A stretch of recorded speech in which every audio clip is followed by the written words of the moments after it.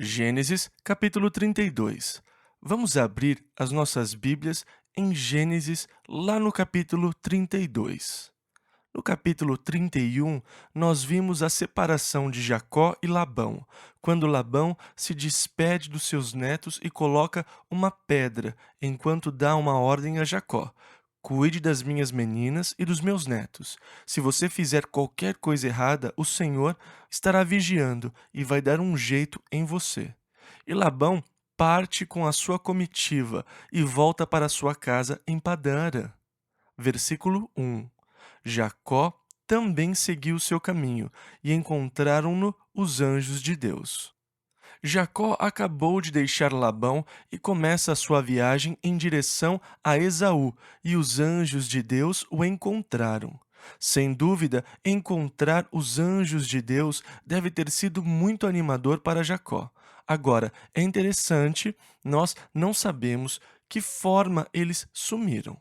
Nós sabemos que muitas vezes no Velho Testamento os anjos assumiram formas humanas. Mas, como eles apareceram a Jacó, nós não sabemos. Aqui só diz que os anjos o encontraram. Parece que os anjos são capazes de se materializar e de falar com as pessoas. No livro de Hebreus, nós lemos que temos que ser hospitaleiros. Você pode ter recebido anjos sem mesmo saber. Agora, que eu saiba, eu nunca vi um anjo em toda a minha vida. A minha esposa não gosta quando eu falo isso, mas o que eu quero dizer é um anjo de verdade. Ela é um anjo, mas não um de verdade, vocês me entendem? Tem um pastor em Boise, Idaho, que disse que Gabriel o visitava. Pelas coisas que ele falou que Gabriel disse, eu duvido que seja realmente Gabriel. Nós lemos que não devemos acreditar em todos os espíritos, mas que devemos provar se os espíritos são de Deus. Lemos isso em 1 João 4:1. E nós sabemos que Satanás pode sim se transformar em anjo de luz para enganar. Paulo também diz: se um anjo do céu vos anunciar outro evangelho além do que já vos tenho anunciado, seja anátema. Paulo escreveu isso aos Gálatas, lá no capítulo 1, versículo 8. E então, se um anjo aparecesse e dissesse: Ei, Deus ama todos e não importa o que você faça, Deus vai aceitá-lo e recebê-lo. Você não precisa orar, você não precisa ir a Deus por meio de Jesus Cristo. Que esse anjo seja anátema. Os anjos de Deus não revelariam nem diriam nada que fosse contrário ao que já foi revelado na palavra, da verdade que temos na Bíblia. Bom, embora eu nunca tenha visto um anjo, eu estou aberto para ver um. Eu tenho certeza que eu iria gostar muito, muito mesmo dessa experiência. As Escrituras dizem que há anjos que receberam ordem a teu respeito para te guardarem em todos os teus caminhos. Este é o Salmo 91, versículo 11. Eles são uma espécie de anjo da guarda. Eu acredito neles. O meu tem estado comigo e já me ajudou em muitas ocasiões. E eu sou muito consciente e ciente da presença e da ajuda do meu anjo muitas vezes. Já houve ocasiões onde eu disse: Obrigado, meu amigo, eu estou muito grato por essa aqui. Sabe, eu não sei como eu teria conseguido sozinho. Eu só sei que os anjos do Senhor me livraram e que foi muito óbvio que a mão do Senhor esteve comigo. E então Jacó encontrou os anjos. Versículo 2. E Jacó disse, quando os viu: Este é o exército de Deus. Ele tinha acabado de ver a multidão que estava com Labão, mas este é o exército de Deus. Versículo 2 ainda. E chamou aquele lugar Maanaim. Maanaim quer dizer lugar de dois acampamentos. E então ele tinha visto o acampamento de Labão e dos anjos. Versículo 3 ao 6. E enviou Jacó mensageiros adiante de si a Esaú, seu irmão, a terra de Seir, território de Edom. E ordenou-lhes, dizendo: Assim direis a meu senhor Esaú: Assim diz Jacó teu servo: Como peregrino morei com Labão, e me detive lá até agora, e tenho bois e jumentos, ovelhas e servos e servas, e enviei para o anunciar a meu senhor. para que ache graça em teus olhos. E os mensageiros voltaram a Jacó, dizendo: Fomos a teu irmão Esaú, e também ele vem para encontrar-te, e 400 homens com ele. E então o comitê de recepção de Esaú estava a caminho. Essa seria a terceira comitiva. Houve a comitiva de Labão, o que foi muito constrangedor. Houve a comitiva dos anjos, que foi agradável, e agora está vindo a comitiva de Esaú, com 400 homens, e essa também é incerta. Ela parece desagradável neste momento, porque na última vez que Jacó viu Esaú, seu irmão queria matá-lo. Por que ele iria trazer 400 homens com ele, se a intenção não fosse afligi-lo? Por isso Jacó acha as notícias perturbadoras. Ele não gostou de saber que Esaú está trazendo 400 homens com ele. Reparem, na mensagem que Jacó mandou para Esaú, ele fala da sua própria fortuna, para fazer com que Esaú se sinta à vontade e não pense que Jacó está voltando para reclamar a herança, a primogenitura, para que ele não pense que Jacó vai voltar para tirar alguma coisa dele. Eu não preciso de nada, eu sou muito rico, eu tenho servos e servas, gado, rebanho, tenho tudo. Eu estou voltando. E ele se dirige a Esaú como Senhor, embora seu pai tivesse dito: Seu irmão será seu servo. Jacó se dirige a Esaú como Senhor. Versículos 7 e 8. Então Jacó temeu muito e angustiou-se, e repartiu o povo que com ele estava, e as ovelhas e as vacas e os camelos em dois bandos, porque dizia: Se Esaú vier a um bando e o ferir, o outro bando escapará. Ele começou então a se preparar imediatamente. A primeira coisa que ele fez foi dividir o seu grupo em dois. Ele deve ter pensado que se Esaú ferisse um, o outro grupo teria chance de escapar. Versículo 9. Disse mais Jacó: Deus de meu pai Abraão e Deus de meu pai Isaque, o Senhor que me disseste: Torna-te a tua terra e a tua parentela, e far-te-ei bem. Agora, quando Jacó começa a orar, ele lembra o Senhor do que ele tinha dito. E muitas vezes na minha oração eu lembro o Senhor do que ele disse. Eu falo: Senhor, o Senhor disse: onde estiverem dois ou três reunidos ou em concordância, ali eu estarei. Agora, o Senhor sabe o que ele disse e eu sei que ele disse, mas de vez em quando eu gosto de lembrá-lo. Eu gosto de lembrar o Senhor das suas promessas. Senhor, o Senhor prometeu que se nós pedíssemos qualquer coisa, e então, só para lembrá-lo, Senhor, foi isto o que o Senhor falou. Não fui eu quem disse, foi o Senhor. E Jacó faz a mesma coisa. Ele lembra o Senhor do que ele tinha dito. Senhor, foi o Senhor que disse: Volte e eu cuidarei de você. Agora, Senhor, eu estou voltando e lá vem meu irmão, e ele reconhece o Senhor no versículo 10. Menor sou eu que todas as beneficências e que toda a fidelidade que fizeste ao teu servo, porque com meu cajado passei este Jordão, e agora me tornei em dois bandos. Ele está voltando à região onde o rio Jaboque encontra o rio Jordão. E quando ele olha lá para baixo no vale, ele vê o rio Jordão diante dele e lembra que há 20 anos ele fugiu do seu irmão. Tudo o que ele tinha era o seu cajado. E agora ele volta, 20 anos depois, e reconhece que o Senhor foi bom e o abençoou tanto que ele teve que dividir o seu grupo em dois bandos. Senhor, eu não mereço nada, menor sou eu que todas as beneficências. O Senhor me abençoou tanto. Quando eu atravessei o Jordão, tudo o que eu tinha era o cajado, e agora eu sou dois bandos. Para vocês terem uma pequena ideia do que ele tinha, o presente que ele mandou para Esaú tinha 550 animais. Agora, aquela era apenas uma pequena parte dos animais. Quer dizer, era muito gado, ovelhas, servos e tudo mais que Jacó estava trazendo. Ele era um homem rico e ele abriu a sua riqueza a Deus. Deus, eu não sou digno, eu não mereço, mas olhe o que o Senhor fez.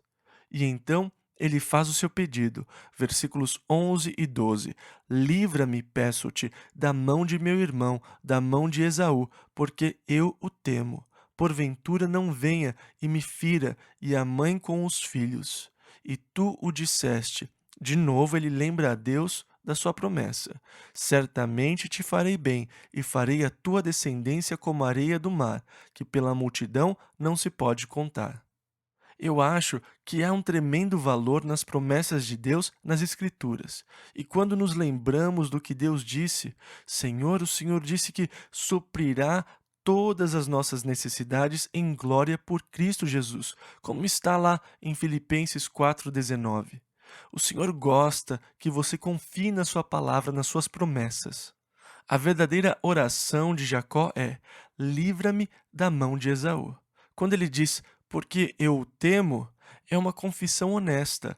Ela pode ser uma confissão negativa, mas é honesta.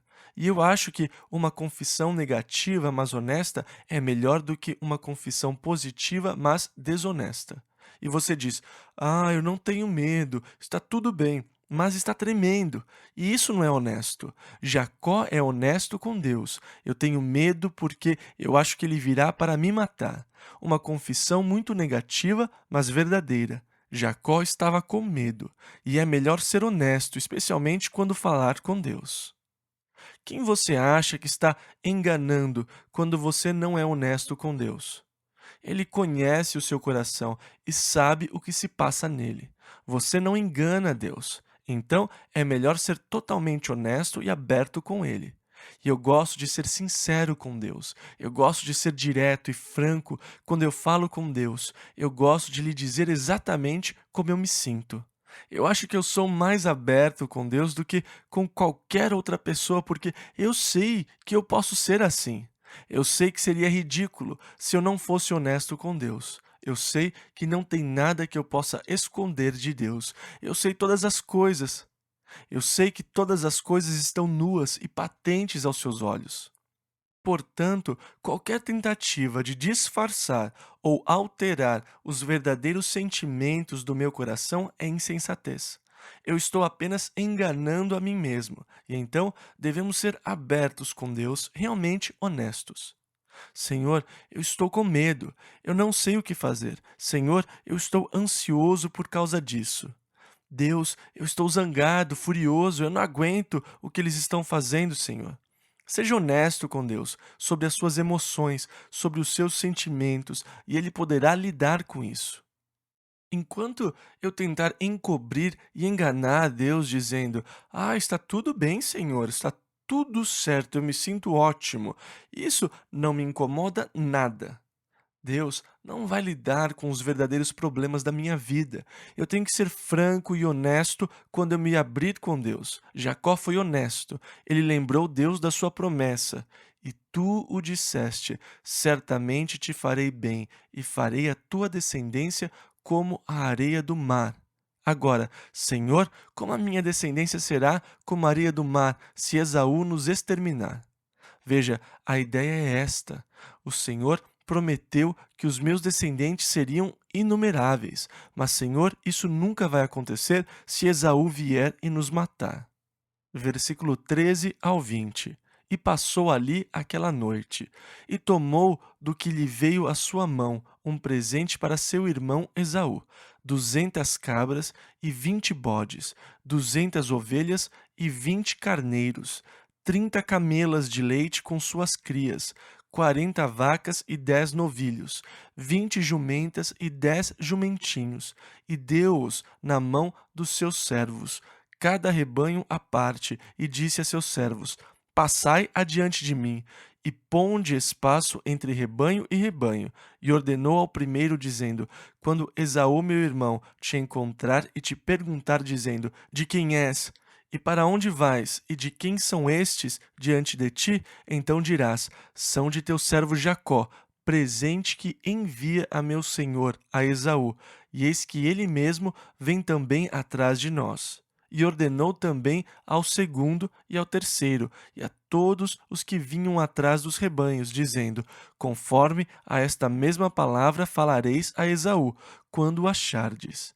E direis também: eis que o teu servo Jacó vem atrás de nós. Porque dizia: eu o aplacarei com um presente que vai adiante de mim, e depois verei a sua face. Porventura ele me aceitará. E então Jacó ora e depois faz o que pode para ajudar. Como eu já falei antes, um dos problemas de Jacó era que ele achava que Deus não conseguiria operar sem a sua ajuda. Em outras palavras, ele sempre tentava ajudar a Deus. Jacó não era um homem que confiava só em Deus. Ele era o tipo de pessoa que orava e depois fazia o que achava que tinha que fazer. Ele era um homem muito sábio e esperto. Mas ele estava sempre planejando algo, sempre conspirando, sempre manipulando as pessoas. E esta é mais uma das manipulações de Jacó, em vez de apenas orar e deixar tudo com Deus. Ele faz o que pode para ajudar a Deus nessa situação e ele arma um plano apaziguador, enviando os servos com as cabras, os carneiros, as ovelhas, os jumentos, as vacas, as camelas. Tudo isso para que, quando Esaú o encontrasse, ele estivesse desarmado por causa de todos os presentes que ele tinha recebido. E Jacó espera que a ira de Esaú seja acalmada com os presentes. Você diz, mas Deus não quer que nós façamos algo? Sim, eu não acho que a fé seja passiva. Eu acho que a fé tem que ser ativa e eu acredito que Deus espera que nós usemos a cabeça e a sabedoria que Ele nos deu. Mas eu creio que Deus quer que nós confiemos nele e na sua capacidade de fazer a sua obra. Eu acho que nós arranjamos muitos problemas por fazermos coisas que não precisariam ser feitas, por tentarmos ajudar Deus. E Deus não precisa da minha ajuda. Versículo 21 ao 24. Assim passou o presente adiante dele. Ele, porém, passou aquela noite no arraial. E levantou-se aquela mesma noite e tomou as suas 2 mulheres e as suas 2 servas e os seus 11 filhos e passou o val de Jaboque. E tomou-os e fê-los passar o ribeiro e fez passar tudo o que tinha. Jacó, porém, ficou só. Na verdade, eu acho que ele os manda para longe, para que ele possa ter uma boa noite de sono. Alguns acham que ele os manda para longe para poder passar a noite orando. Isso não se parece muito com Jacó, na verdade. Ele é um homem prático e, como eu digo, a esta altura ele confia mais em si mesmo do que em Deus. Claro que ele considera Deus, ele orou a Deus pedindo ajuda, mas ele faz o que pode para se ajudar. Eu acho que ele sentia que tinha tido um dia difícil. Ele teve um dia cheio, muito emocional. Labão está irritado e eu não posso voltar naquela direção. Esaú está vindo e eu não sei qual é a sua intenção. E então ele pensa: é melhor eu ter uma boa noite de sono, eu vou tirar as crianças daqui. Vocês lembram, eram 11 meninos mais as meninas, não sabemos quantas. Também havia meninas e todos eles têm menos de 13 anos. Era muito barulho, muita bagunça, muita brincadeira, muito movimento à noite, e Jacó achou que ele precisava de uma boa noite de descanso. Jacó ficou sozinho, mas em vez de ter sua boa noite de sono, ele, versículos 24 e 25, lutou com ele um homem, até que a alva subiu, e vendo este que não prevalecia contra ele, isto é, o anjo lutava com ele, mas Jacó não se entregava. O anjo não prevalecia contra Jacó. Jacó era forte, determinado, e a fraqueza de Jacó era a sua força. Ele era muito forte, ele tinha a tendência de confiar e contar com ele mesmo, em vez de confiar completamente no Senhor. E então, na noite em que ele precisa mais do que nunca de descanso, em vez de conseguir dormir, o Senhor manda um anjo para lutar com ele a noite toda. Mas ele não desiste, ele não se entrega. E então, quando o anjo viu que ele não iria ceder, versículo 25, tocou a juntura de sua coxa e se deslocou a juntura da coxa de Jacó, lutando com ele. Ele intencionalmente deixou Jacó inválido. Usando o poder divino, ele causa uma deficiência em Jacó. Agora, Jacó sempre pensou que poderia fugir. Ele armou tudo para que Esaú encontrasse outro grupo. Se Esaú ainda estivesse zangado e afligisse o grupo, ele poderia fugir. Ele sempre teve isso em mente. Se tudo falhar, então corra. Agora, o Senhor fechou aquela rota de fuga. Ele está manco, como pode correr? O anjo tocou a articulação da sua coxa, que secou, e ele ficou aleijado. Deus o impediu de fugir, e foi isso que levou Jacó a se entregar. É isso, acabou. Jacó finalmente desiste. Era isso que Deus queria que ele fizesse desde o começo, que Jacó entregasse a sua vida à sua vontade. E isso finalmente veio com a mutilação. Ele precisou ficar incapacitado. Isso é trágico. Às vezes, a maior fraqueza de alguém pode ser sua própria força. O apóstolo Paulo foi outro Jacó, de certo modo. Ele era determinado. Quando Paulo queria fazer uma coisa, era quase impossível impedi-lo. Ele pregou em Listra e o povo ficou zangado. Ele foi apedrejado. Acharam que Paulo tinha morrido. Ele foi arrastado para fora da cidade e até mesmo seus amigos acharam que ele estava morto. O próprio Paulo não sabia se estava morto ou vivo. Os seus amigos estavam ao redor do corpo dele chorando. Ah, que grande soldado da cruz! Que perda para o reino de Deus! Mas, em seguida, Paulo começa a se mexer. Levanta-se e se arruma. Vamos voltar para a cidade, ele diz. E então, como você segura uma pessoa assim? Você não detém uma pessoa com essa determinação. Mas isso também se tornou um problema. Paulo estava na Galácia e queria ir a Bitínia com o evangelho. Ele queria entrar na Ásia por lá. Ah, eu quero ir para a Ásia e pregar. Deus não queria que ele fosse para a Ásia, mas Paulo estava determinado a ir para lá. Assim, Deus teve que fazer Paulo ficar de cama, muito doente, para poder chamar a sua atenção. E Paulo disse: Onde o senhor quer que eu vá? Para a Grécia? Ah, mas eu queria ir para a Ásia, Senhor. Grécia, Paulo. E ele estava tão doente que não conseguiu ir para a Ásia. O Senhor teve que colocá-lo de cama. Isso é triste. Mas Paulo provavelmente não teria suportado as coisas pelas quais ele passou se ele não tivesse essa determinação. Era uma grande força, mas também as nossas habilidades naturais são o que nos atrapalham na nossa tentativa de servir a Deus. Deus tem que lidar conosco e nos levar a sermos dependentes dele em todas as coisas. Ele não quer que eu dependa das minhas habilidades naturais. Ele quer que eu dependa totalmente dele. E Jacó precisou ficar aleijado para poder se entregar, para que Deus pudesse então fazer por Jacó tudo o que ele queria fazer desde o início. Ele não podia operar enquanto Jacó fosse um sujeito esperto, conspirador. Deus não podia fazer o que queria, e então ele o leva a uma situação de impotência, ele o enfraquece. Jacó certamente não é um bom exemplo para nós. Essa é uma boa ilustração e demonstração do que Deus tem que fazer com algumas pessoas para que elas se entreguem completamente a Deus, para que então Deus possa começar a operar através delas, para que elas tenham entendimento, um entendimento profundo da dependência do Senhor. Então o anjo o afligiu, e Jacó, a essa altura derrotado, de acordo com Oséias, começa a chorar e suplica ao anjo.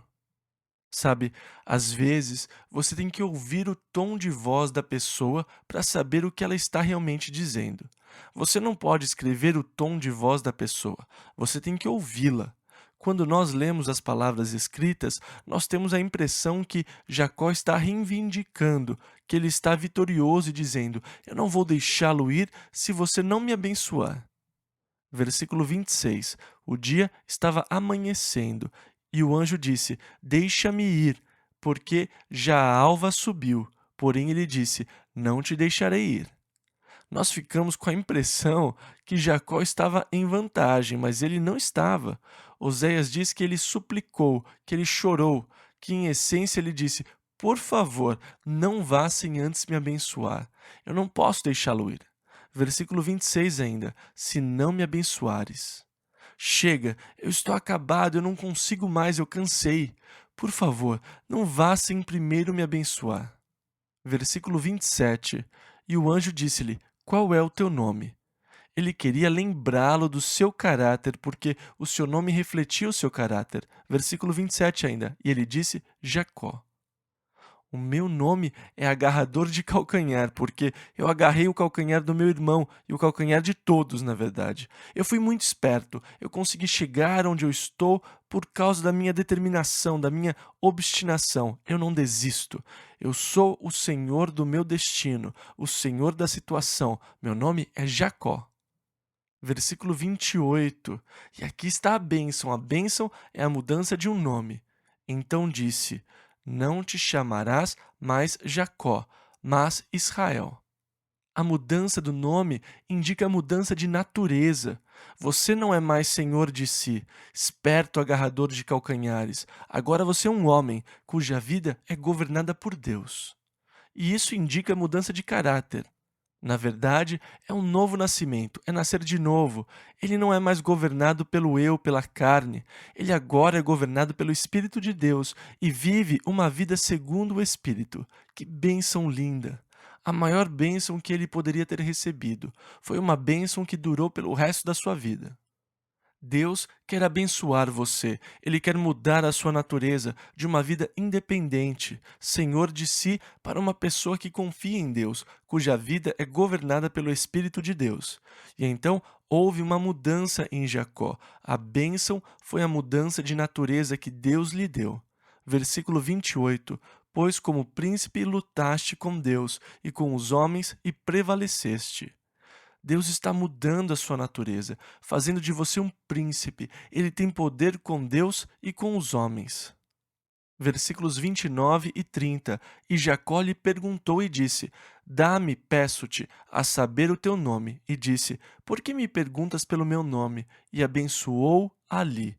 E chamou Jacó o nome daquele lugar Peniel, porque dizia: Tenho visto a Deus face a face. Peniel quer dizer a face de Deus. Versículos 30 e 31. E a minha alma foi salva, e saiu-lhe o sol quando passou a Peniel, e manquejava da sua coxa. Ele estava coxo. A incapacitação foi uma experiência duradoura. Versículo 32. Por isso, os filhos de Israel não comem o nervo encolhido, que está sobre a juntura da coxa, até o dia de hoje, porquanto tocar a juntura da coxa de Jacó no nervo encolhido. Gênesis capítulo 33. Versículo 1. E levantou Jacó os seus olhos, e olhou, e eis que vinha Esaú, e 400 homens com ele. Então repartiu os filhos entre Lia e Raquel, e as duas servas. Em outras palavras, cada mãe ficou com os filhos que tinha tido. Versículos 2 e 3. E pôs as servas e seus filhos na frente, e a Lia e seus filhos atrás, porém a Raquel e José os derradeiros. E ele mesmo passou adiante deles e inclinou-se à terra 7 vezes, até que chegou a seu irmão. Agora, de acordo com as cartas de Amarna, a saudação apropriada a um rei era feita curvando-se 7 vezes ao se aproximar dele. E assim, Jacó se aproxima do seu irmão Esaú e o saúda como um rei, o que na verdade Esaú era. Ele tinha se tornado soberano e, de certo modo, o rei da região do Monte Seir, da área conhecida como Edom. Ele honra a posição do seu irmão, curvando-se diante dele 7 vezes, conforme o costume daqueles dias. Versículo 4. Então Esaú correu-lhe ao encontro, e abraçou-o, e lançou-se sobre o seu pescoço, e beijou-o, e choraram.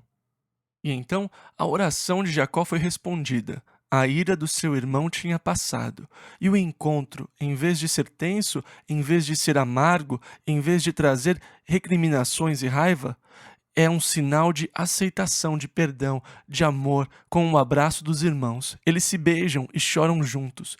O Espírito de Deus realizou a sua obra.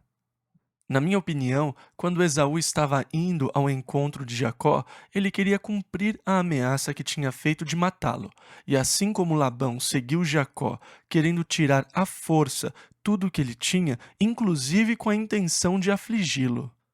E assim como Deus protegeu Jacó, ao falar com Labão em sonho, não o toque, não lhe diga nem mal nem bem. Eu creio que Deus tenha mudado o coração de Esaú e que quando eles se encontraram, toda a raiva e amargura de anos tenham se dissipado e pôde haver um maravilhoso encontro entre os dois irmãos. Versículo 5 ao 7. Depois levantou os seus olhos e viu as mulheres e os meninos e disse: Quem são estes contigo? E ele disse: Os filhos que Deus graciosamente tem dado a teu servo. E então chegaram as servas, elas e os seus filhos, e inclinaram-se para o seu tio.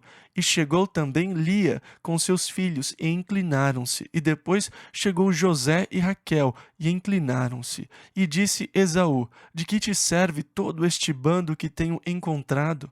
E ele disse: Para achar graça aos olhos de meu senhor.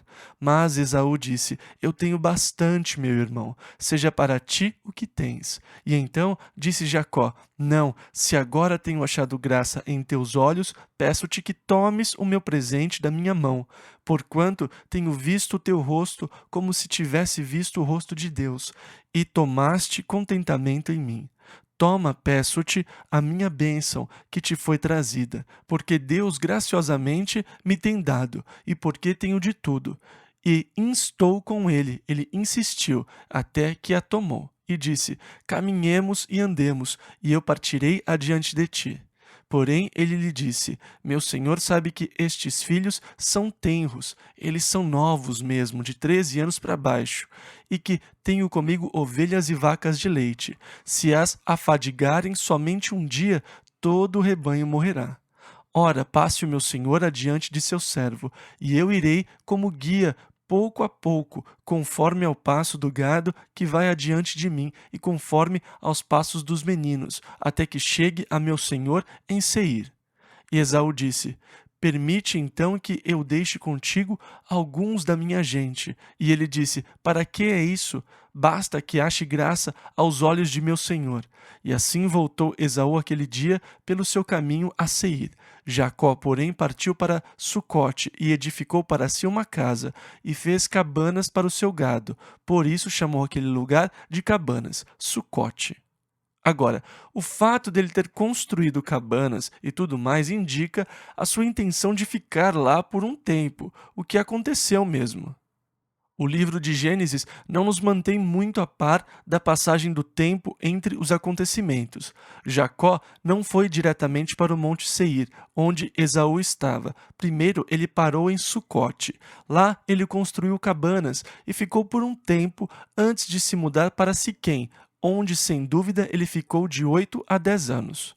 A Bíblia não nos fala da passagem do tempo. Nós temos que reparar nas idades e nos acontecimentos para sabermos quantos anos se passaram. E então, provavelmente, 8 anos ou mais se passaram desde o encontro de Jacó com Esaú e o início da sua viagem para Hebrom.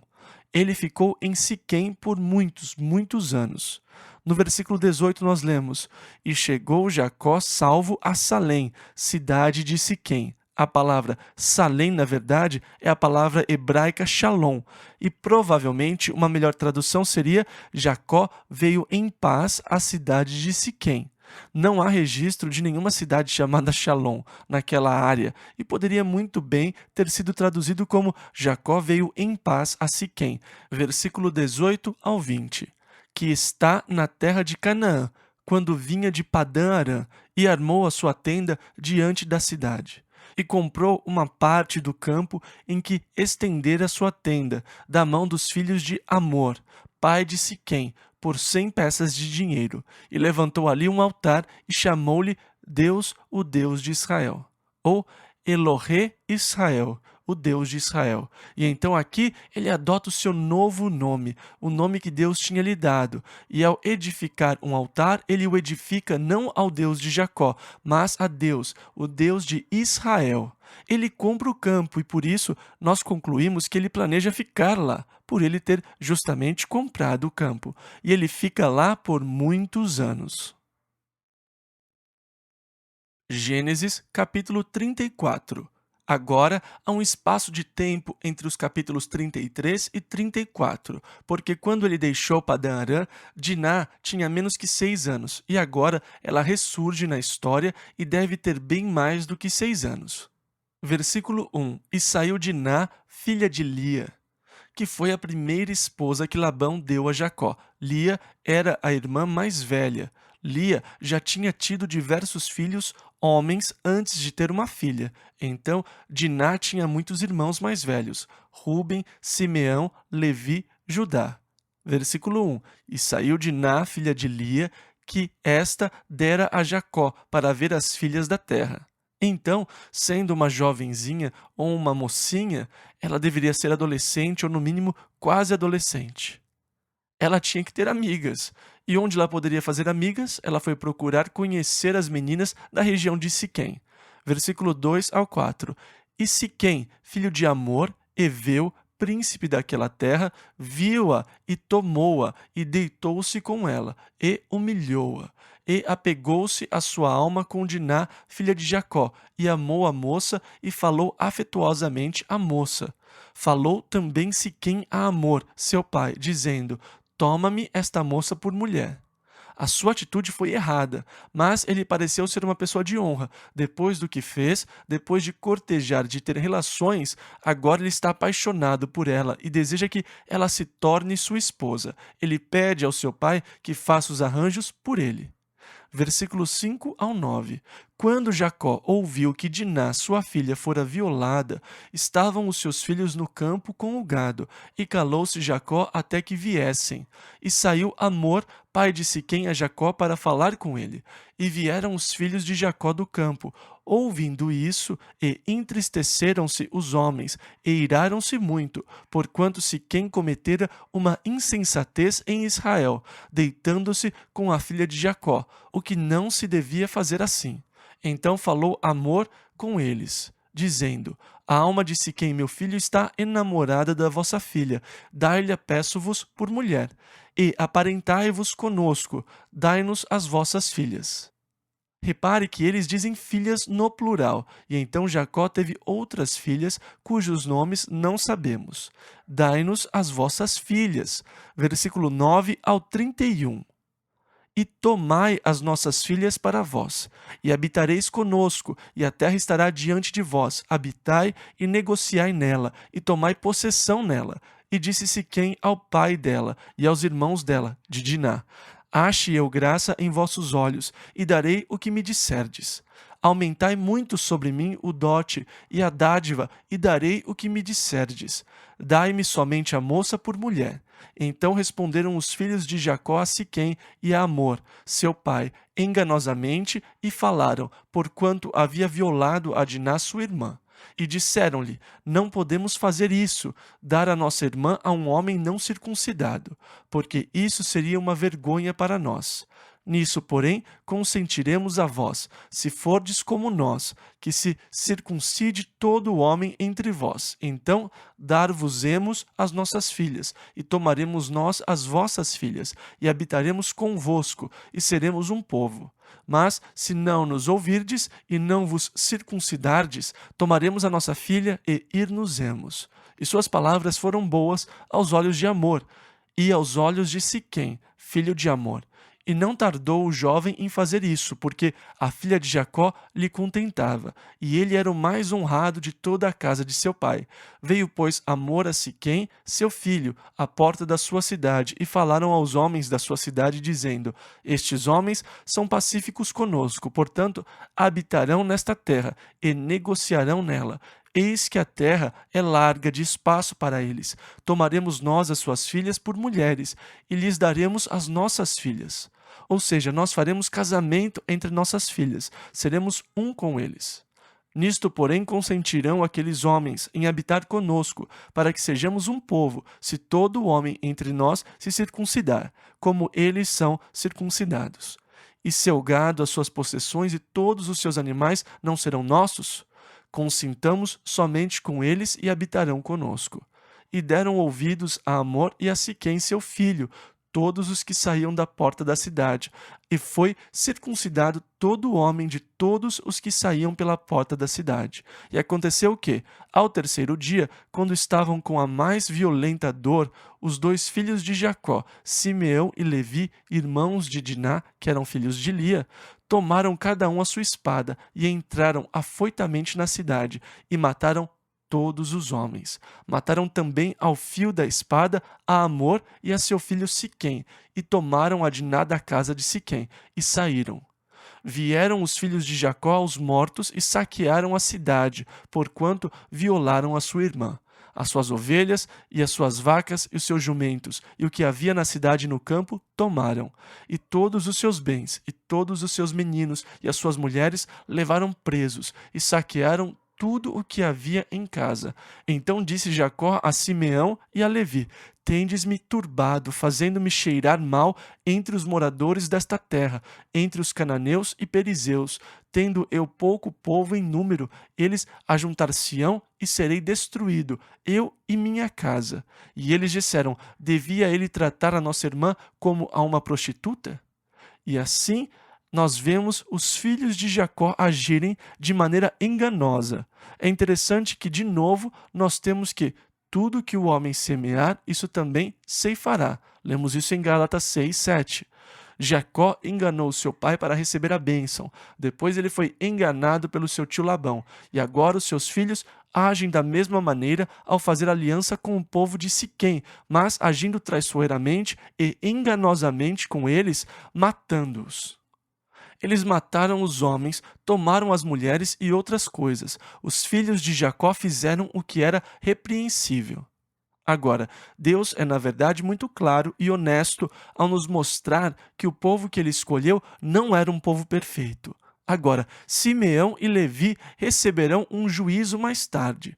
Anos depois, no capítulo 49 de Gênesis, lemos que quando Jacó estava à morte, à beira da morte, ele reuniu seus 12 filhos ao seu redor e profetizou aos filhos, dizendo a cada um por que, na verdade, não receberiam as bênçãos do seu pai. Nós vamos ver o pecado de Ruben um pouco mais para frente. Nós vamos ver os pecados de Judá. Nós vemos aqui os pecados de Levi, que virá a ser o pai da tribo sacerdotal. Ele foi traiçoeiro, ele tinha um temperamento terrível, era irancudo, se irava fácil. E quando Jacó reuniu seus filhos, ele se virou para Simeão e Levi e disse: No seu furor mataram homens. Anos depois, ele ainda os repreendeu por essa atitude horrível que eles tiveram. A Bíblia não perdoa o que eles fizeram. Ela não diz que foi certo. Na verdade, mais tarde, seu pai os repreende severamente pelo que fizeram e eles não recebem a bênção por causa da ira e do temperamento que os levou a matar todos os homens da cidade. Estas suas ações serão levantadas contra eles mais tarde. E então, nós vemos que Deus é aberto. Ele não tenta esconder os pecados dos homens. Ele não tenta passar a ideia de que ele só usa pessoas perfeitas. Se Deus só usasse pessoas perfeitas, ninguém o serviria. E então, Deus tem que usar o que ele tem, quer dizer, nós, com todas as nossas imperfeições. E então, para que não tenhamos a ideia de que Deus apenas use pessoas perfeitas ou de que Ele apenas abençoe pessoas perfeitas, Deus nos mostra que essas pessoas não são nada perfeitas, mas que mesmo assim Ele as escolhe e as usa.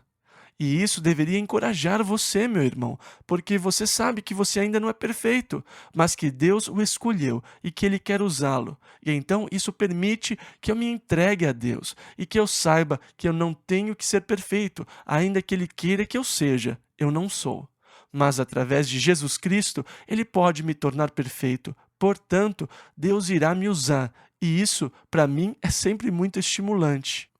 Assim, Deus não omite nada e Ele não quer nos dar a ideia de indivíduos perfeitos.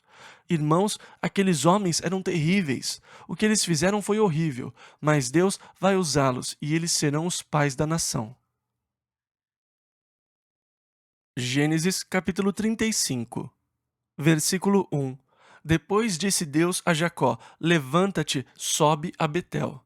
Agora, Jacó fica com medo. Ele pensa: os reis vão se reunir e vão me atacar. Eles vão acabar comigo. E então Deus disse a Jacó: Levanta-te e vai a Betel. Versículos 1 e 2. E habita ali, e faze ali um altar ao Deus que te apareceu, quando fugiste da face de Esaú teu irmão. E então disse Jacó à sua família e a todos os que com ele estavam: Tirai os deuses estranhos que há no meio de vós, e purificai-vos, e mudai as vossas vestes. E então agora, Jacó institui uma espécie de reforma religiosa na família. Ele manda tirar os deuses estranhos. Nós vamos ter que refazer a nossa consagração a Deus e vamos renovar o nosso compromisso com Deus. Jacó está com medo. Ele está na terra há muitos anos e ele voltou e se fixou. É impressionante como nós podemos deixar as coisas espirituais de lado em tempos de prosperidade. Muitas coisas e muitos interesses podem acabar se tornando ídolos no nosso coração. Eles começam a diminuir a nossa devoção e o nosso compromisso com Deus, e nós nos deixamos ser absorvidos pelos deleites ou pelas atividades. Essas coisas chegam e roubam o lugar de Deus nas nossas vidas. E então acontece uma tragédia e de novo somos levados a renovar o nosso compromisso. Vamos lá, joguem fora os ídolos, as imagens, os deuses estranhos. Vamos mudar as nossas vestimentas. Vamos a Betel, vamos voltar ao lugar onde Deus me encontrou. Vamos voltar e vamos nos encontrar com Deus de novo. E quantas vezes Deus já não nos chamou de volta ao lugar onde nos encontramos com Ele pela primeira vez? Na mensagem de Jesus à igreja de Éfeso, ele disse: Lembra-te, pois, de onde caíste, e arrepende-te, e pratica as primeiras obras. Vocês perderam o seu primeiro amor. Isto está em Apocalipse 2, versículo 5 e versículo 4. Foi um chamado para voltarem ao primeiro amor, à consciência que primeiro tiveram de Deus. Voltar à emoção e à alegria ao lugar onde você se encontrou com Deus pela primeira vez. E agora, Deus chama Jacó para voltar ao lugar onde ele teve sua primeira real consciência da presença de Deus na sua vida. É um chamado de Deus para voltar a Betel, um chamado maravilhoso. Versículo 3 ao 7. E levantemo-nos e subamos a Betel, e ali farei um altar ao Deus que me respondeu no dia da minha angústia, e que foi comigo no caminho que tenho andado. Então deram a Jacó todos os deuses estranhos que tinham em suas mãos, e as arrecadas que estavam em suas orelhas. E Jacó os escondeu debaixo do carvalho que está junto a Siquém. E partiram, e o terror de Deus foi sobre as cidades que estavam ao redor deles, e não seguiram após os filhos de Jacó. E assim chegou Jacó à Luz, que está na terra de Canaã. Esta é Betel, ele e todo o povo que com ele havia. E edificou ali um altar, e chamou aquele lugar El Betel, o Deus de Betel, porquanto Deus ali se lhe tinha manifestado, quando fugia da face de seu irmão. E então, ao voltar, ele edifica um altar e se consagra de novo a Deus. Ele adora o Senhor e chama o lugar o Deus de Betel. Versículo 8. E morreu Débora, a ama de Rebeca. E então, Rebeca era a mãe de Jacó, e quando ela morreu, Jacó provavelmente tomou a serva da sua mãe e disse: Venha morar conosco. E assim Débora tinha ido morar na casa de Jacó. E por ser uma senhora mais velha, ela deveria ter sido uma espécie de conselheira, guia das mulheres e das servas mais novas. E a essa altura ela morava com Jacó, e ela morreu, versículo 8 ainda, e foi sepultada ao pé de Betel, debaixo do carvalho, cujo nome chamou Alon Bacute, que na verdade quer dizer carvalho do pranto. E então, evidentemente, ela tinha se tornado querida de todos, mesmo sendo uma mulher mais velha, uma senhora idosa a essa altura. E houve muito pranto na sua morte. Versículos 9 e 10.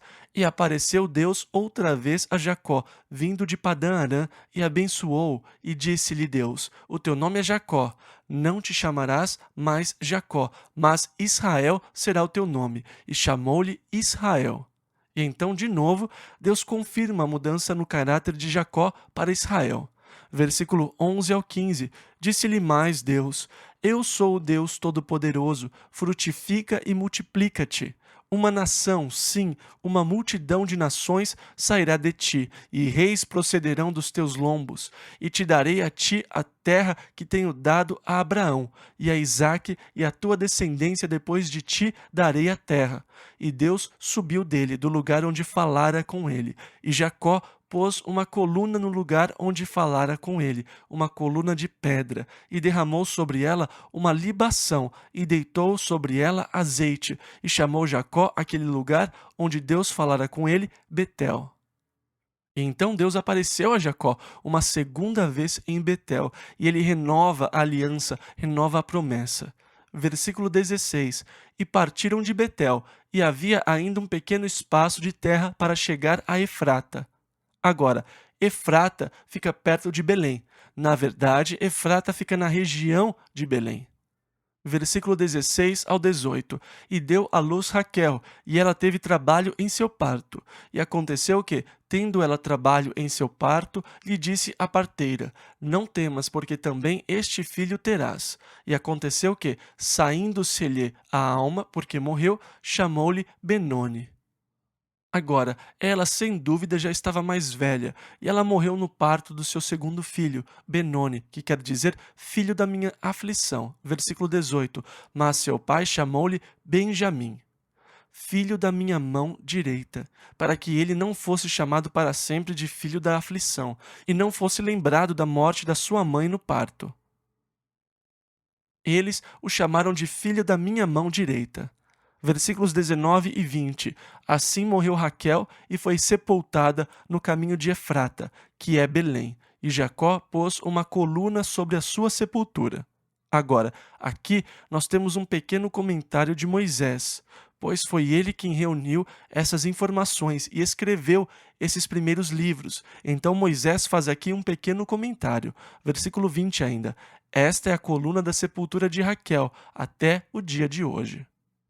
Quer dizer que, anos mais tarde, uns 400 anos depois, o pilar que Jacó tinha erguido ainda estava lá. E Moisés menciona o fato do pilar estar lá até o dia que escreveu.